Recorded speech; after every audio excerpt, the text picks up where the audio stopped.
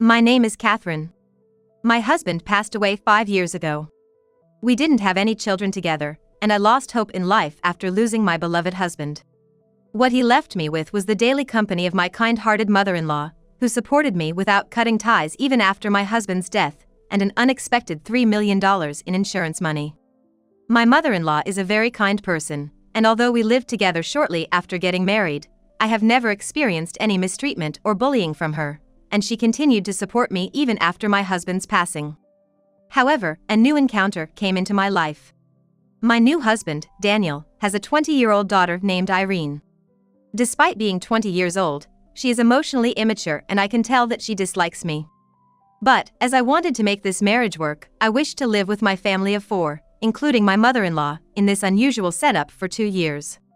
However, one day Daniel found out about the $3 million in insurance money I have, and he said something unbelievable. I bought a $3 million house for my beloved daughter. A $3 million house? Yes, and we will live there from now on. From now on? Where on earth is that money? I was so surprised that I confronted Daniel like that. Then Daniel casually said, "You have it, don't you?" Are you talking about the insurance money left by my late husband? Yes, of course. There's no other money, is there? That money is. The insurance money left by my late husband is precious to me. I thought it shouldn't be spent. Money is money, right? It doesn't matter what kind of money it is. The transfer is already done. I'll move in right away. Hurry up and pack your bags. You'll be the housekeeper. Clean the mansion every day. What? A housekeeper? That's right, a housekeeper. You need a housekeeper for a $3 million mansion, don't you? It's such a big house. I never thought we'd clean a $3 million mansion as a family. I won't introduce you as a housekeeper to the neighbors from now on. No complaints, okay? Wait a minute. I've never been consulted about a $3 million mansion, you know? I don't need to consult with you. I decide everything. That's ridiculous. That money belongs to me. Come on, it's not that big of a deal. I get it, Irene doesn't want to live in this rundown place. Huh? We're only cohabiting here because you wanted to live with that old lady, and frankly, neither Irene nor I wanted it. The house is a wreck, and living with that old hag is annoying. Plus, since she owns the house, we have to be on our best behavior. Irene has had her share of complaints from that old woman. But those complaints are because you don't do anything around the house, so my mother-in-law feels compelled to say something. I don't want any of that. Being told to do laundry or clean up. Those are all outdated expectations. I don't intend to make Irene do those things. But if she could do those things properly, she wouldn't run into problems after getting married. If she can't do anything and still marry someone, it'll be Irene who suffers, you know? That noisy mother-in-law, or rather, that old hag, is a stranger to us. Even if she nags, we don't have to listen. Besides, with the $3 million mansion we built, someone is sure to come begging. Don't but me. If you can't listen to me, we'll get divorced. Huh? Daniel pointed to the wall, where, at the time of their marriage, he had forced me to sign a divorce agreement after we married. He had done it just in case since he had divorced. In case this marriage fails, I thought having the divorce agreement signed in advance would make things easier. Daniel had said back then, smiling. He even added, I think a sense of crisis is crucial in marriage. Having the divorce papers signed keeps that sense of crisis alive, which I believe is good for sustaining a marriage. As a result, every time there was an issue, Daniel would point to the wall, threatening to divorce her while laughing. What will happen to my mother-in-law? I don't care about that hag. She's not even your mother. Why do I have to take care of your ex-husband's parents? Irene hates it too, so it's clear we'll be living separately. I feel sorry for my mother-in-law. Living alone in such a big house. If she doesn't like being alone, she can move or go to a nursing home. Why do you say such things? Well, that settles it. You'll pay for the mansion with the $3 million your ex-husband left behind. I can't do that. I can't use that money. You can't use it? You've already signed the contract. All that's left is to pay. We have top-notch furniture in that house. Refusing to pay at this point won't fly. But you decided this matter on your own, and I didn't know about it. Doesn't matter. It can't be helped. It's what Irene wants. I'll make her happy. But, honestly, a $3 million house is impossible. I understand that you want to fulfill her wish, but a $3 million house is just impossible. It seems you want to divorce me. What? Are you rebelling against your husband? That's what it means, right? You can say you're okay with a divorce, that's why you say such things. That's not it. If that's not it, then what is it? This is already decided. I don't intend to listen to your opinion. Listen, just pay the $3 million. With those words, Daniel moved to the mansion with his daughter. Behind me, bewildered, my mother-in-law, who seemed to have appeared out of nowhere, said, "A mansion with a housekeeper, huh? Oh, hey. It's fine, let's live there too." Huh?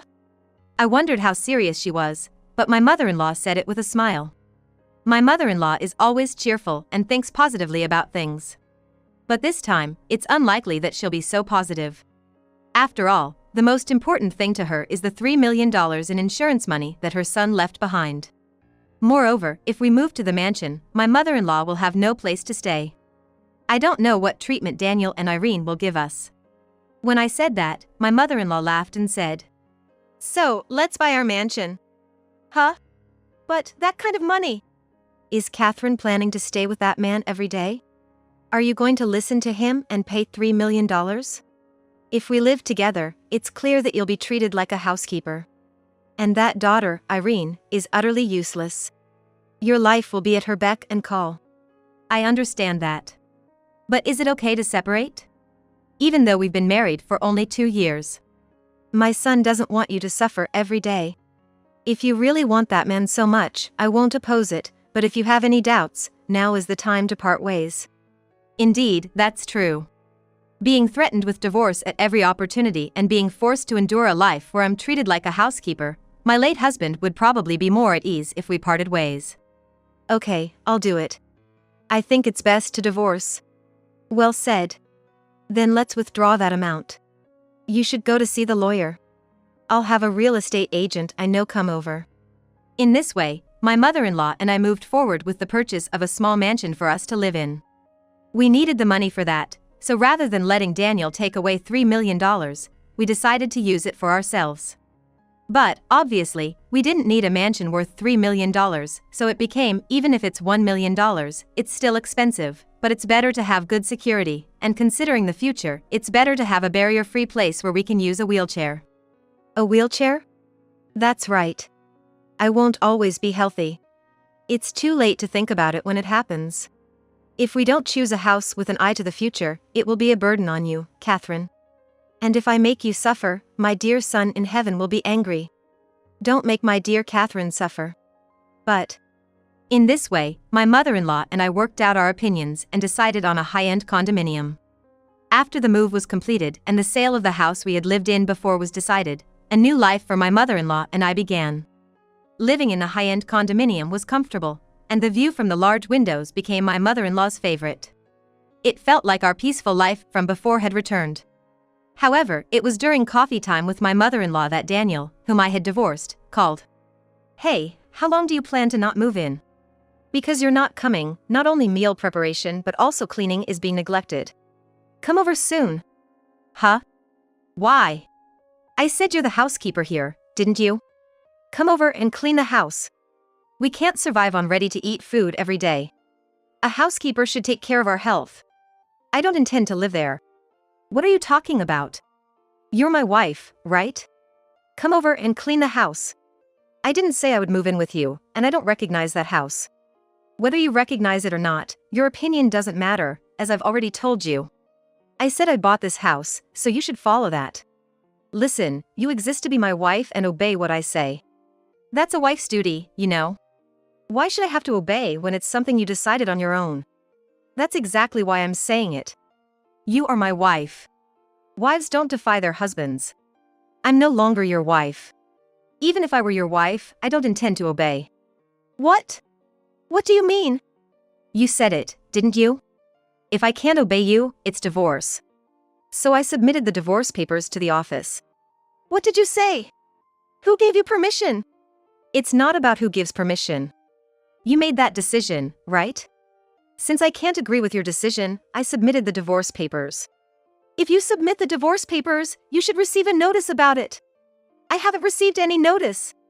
Well, that makes sense.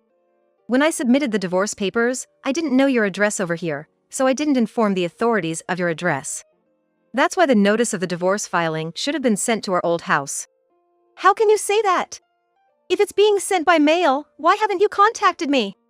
First of all, you should have mentioned it before submitting the divorce papers. Well, typically, there should have been a discussion, but you've always said we're getting a divorce, so I thought it was just a matter of me accepting it or not. That's why I didn't consult or inform you. I don't see any problem with that, though. Do you really think something so stupid could happen? Did you actually prefer that rundown shack? Well, yes, I used to think that way. I thought you had some attachment to that house. But it seems that wasn't the case. All I want is to live with my mother-in-law. Why would you want to be with that old hag? She's just annoying. And even Irene can't stand her, so living separately would be the best. I think it's the same for you wanting to be with Irene. Isn't she the best daughter for you? But for me, she was just someone I couldn't accept. What did you say? Don't compare that hag and Irene. In that case, our conversation is over. I don't think there's any need to talk further with someone who refuses to listen to me and insists on imposing their own views. I'll be living with my mother-in-law. You're such a fool. You could live in a mansion. Feel free to do as you wish.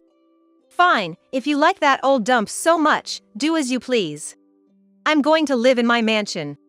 Please, go ahead. I won't stop you. But, you're still the housekeeper. Come over and clean this place up. I decline. I have no reason to go there. That's because you're the housekeeper. A woman who is not a wife should not visit a man's residence. We don't know how the neighbors might react.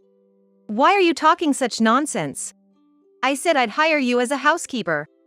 I don't have the time to clean your mansion for free. Housekeepers don't come cheap, you know. What? Are you trying to extort money from me? It's only natural, right? Did you think you could hire a housekeeper for free? If you really need one, why not let Irene do it? Since you have a daughter. Let Irene do that. No way. In that case, you should do it yourself or hire a real housekeeper. Either way, I won't be going there. You do as you please. But I won't forgive you even if you come and apologize later. There's no need to apologize, I believe. So, don't worry. With that, I turned my gaze toward my mother-in-law. She was grinning from ear to ear, full of mischief. Having her support made me feel like my late husband was by my side, giving me the courage I needed. Well, if that's how it is, I won't contact you again. I won't pay any alimony since we're divorced. That's fine with me. I have no problem with that, so rest assured. However, despite Daniel's declaration that he wouldn't contact me again, he surprisingly called again quite soon. It was 2 months after our previous conversation. When are you going to pay for this house? The real estate agent is pressuring me. This is the house you purchased, right? Yeah, that's right. I'm talking about the house I bought. Why do I have to pay for it when you're the one who bought it? What are you saying? I believe that's your responsibility since you bought it, isn't it? I don't have that kind of money. I'm not aware of that. You bought it because you thought you could afford it, didn't you? What are you talking about? I always counted on your money. Is it the $3 million you got from my late husband? Yeah, that's right. I always thought of that money as something I shouldn't touch, so I had no intention of using it for your frivolous purchases. When you mentioned moving, I wanted to explain that, but you didn't listen at all. Who else is going to pay if you don't? The one who bought it, I suppose. Don't joke around. Besides, we're divorced now, so technically, we're no longer connected. We were still married when I bought this house. But it's precisely because you bought this house that we got divorced, isn't it? Why don't you pay just $3 million for this house? I refuse. You don't have the authority to refuse. You're the one who initiated the divorce. You should pay me alimony. I won't accept that. You have no right to refuse. Since we've been married for over a year, we should divide our assets. So, your $3 million should be given to me. That money wasn't earned by us as a couple, it was something my late husband left for me. It shouldn't be subject to asset division. Also, considering your unreasonable behavior, I could even claim emotional distress as part of the divorce settlement. Why do you think you can claim alimony? What's distressing about it? It's compensation for mental suffering. And I've endured a lot of that. What do you mean by suffering? Oh, you want to hear it? Well, I'll tell you. Let's start with Irene, for instance. She's 20 years old and supposedly a college student, but she doesn't even do part-time work. She completely ignores anything I say. Not only that, when I ask her to clean up or do some chores, she does nothing. Instead of helping with the housework, she seems to think of me as a housekeeper, and she keeps hurling insults like, "Don't act like my mother" at me. Well, she's just a kid, so it's natural. And you, too. You hardly ever came home properly. When you did, you acted as you pleased. I'm working hard, and you treat me like a housekeeper or a slave, expecting me to do everything. It's only natural for a wife to take care of the household. Couples should help each other, but all you cared about was yourself. Even when I was feeling unwell, you didn't care and kept bossing me around. Thanks to you, I got healthier. Even now, there's some woman I don't know living in that house, right? I don't know what your relationship with her is. Why do you know about that? After you left, you sent me your address, remember? You must have wanted me to come.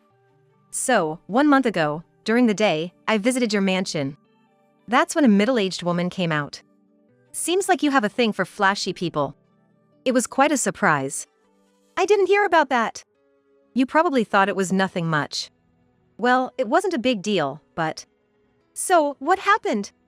I asked if she was your wife. She said yes. I was surprised, but I thought I should at least introduce myself properly. I told her I was your ex-wife. Then, she looked me up and down and said, "Oh, you look just like her." She even resembled Irene in her rudeness. But what surprised me even more was when Irene came out from inside and called that woman Mom. I had never heard Irene call me Mom even once. Oh! I realized that woman is Irene's real mother. So, you got back together with your ex-wife to get that mansion, right? I never thought I got married to you just because you wanted a fancy house. No, it's not like that. It's okay. I don't mind. But I want to know the reason behind it. It's almost like cheating to move back in with your ex so quickly. Do you have any excuses for this? Well, she is my ex-wife after all. Yeah, so what Irene said was true. Since you didn't come here, I decided to live with my ex-wife.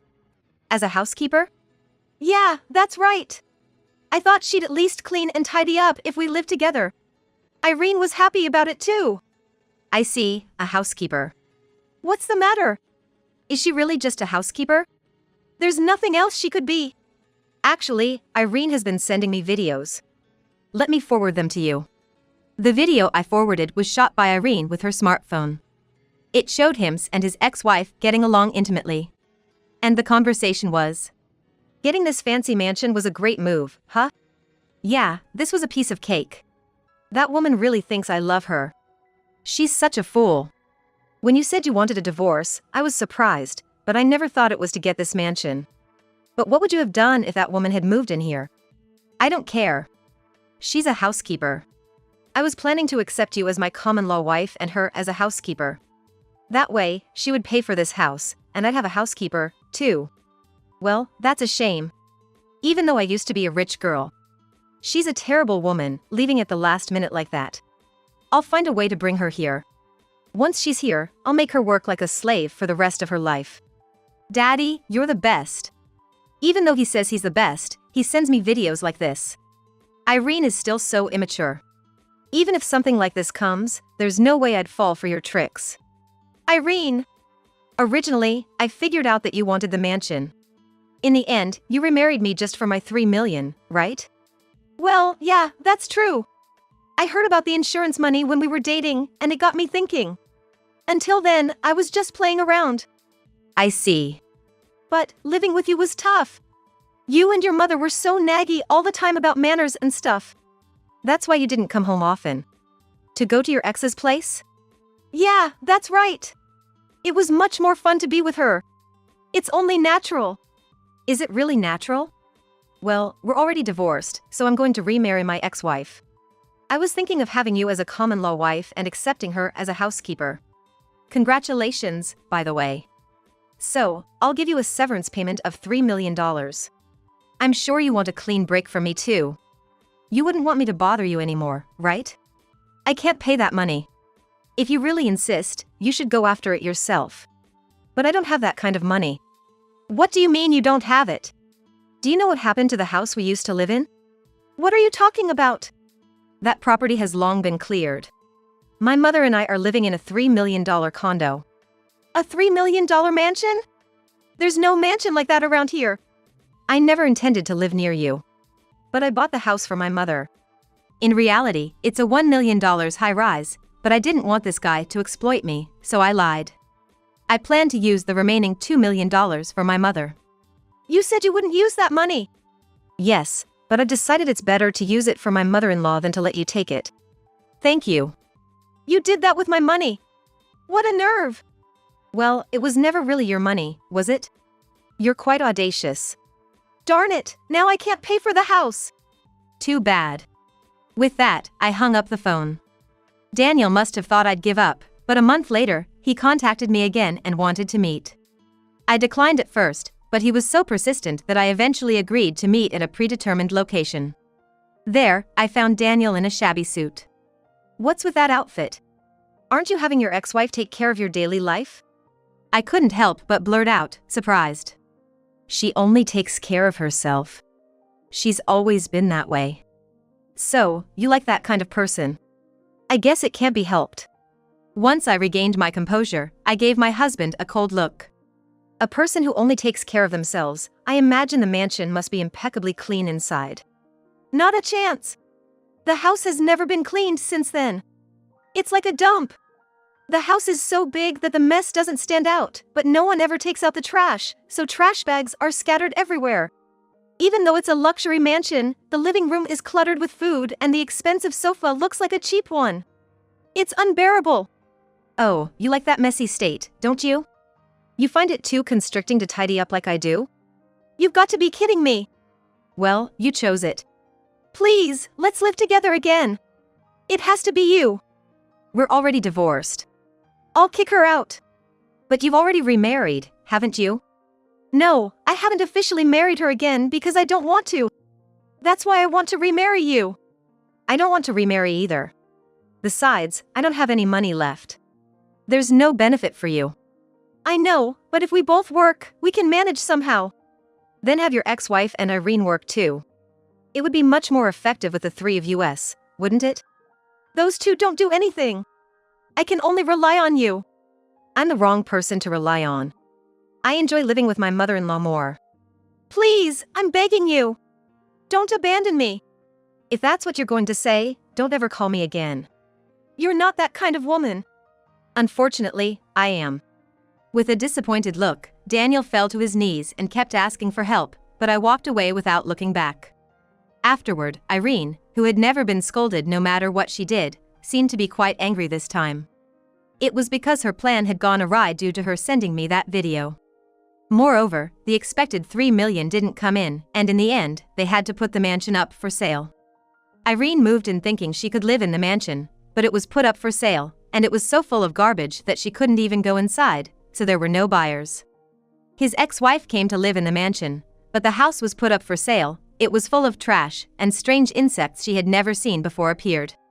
She couldn't stand it and left the house. Irene, who had thought she could live with her mother, ended up living with a man after all.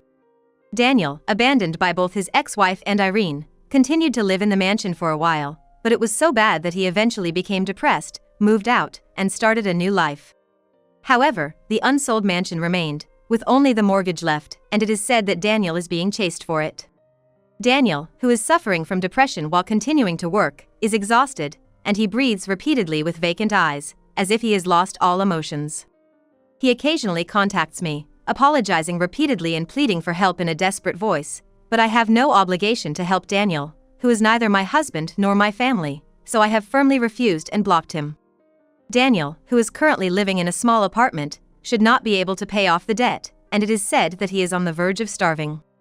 As for me, I live an elegant life in a high-end apartment with my mother.